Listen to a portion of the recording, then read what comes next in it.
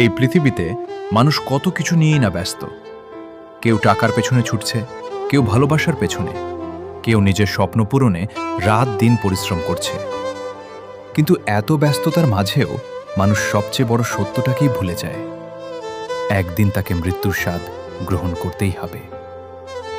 মৃত্যু এমন এক বাস্তবতা যা ধনী গরিব, ছোট বড়, রাজা প্রজা কাউকেই ছাড় দেয় না। আজ যে মানুষটা নিজের ক্ষমতা নিয়ে অহংকার করছে, একদিন তাকেও সাদা কাপড়ে জড়িয়ে মাটির নিচে রেখে আসা হবে। যে ঘরে আজ আমরা আরামে ঘুমাই, একদিন সেই ঘর ছেড়ে চলে যেতে হবে। যে আয়নার সামনে দাঁড়িয়ে আমরা নিজেকে সাজাই, একদিন সেই চেহারাটাই মাটির নিচে মিশে যাবে। যে মানুষগুলো আজ আমাদের ছাড়া থাকতে পারে না, মৃত্যুর পর তারাই আমাদের কবরের পাশে কাঁদবে।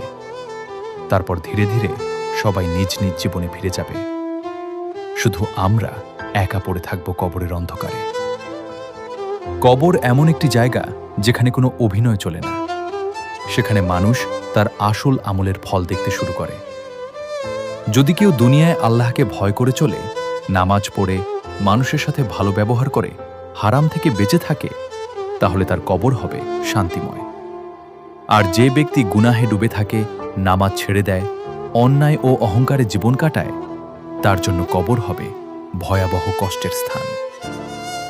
আমরা অনেক সময় ভাবি, এখন একটু আনন্দ করি, পরে ভালো হয়ে যাব।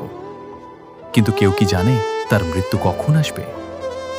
কত মানুষ সকালে ঘর থেকে বের হয়েছে, কিন্তু রাতে আর ফিরে আসেনি। কত মানুষ ভবিষ্যতের পরিকল্পনা করেছে, কিন্তু কবরই হয়ে গেছে তার শেষ ঠিকানা।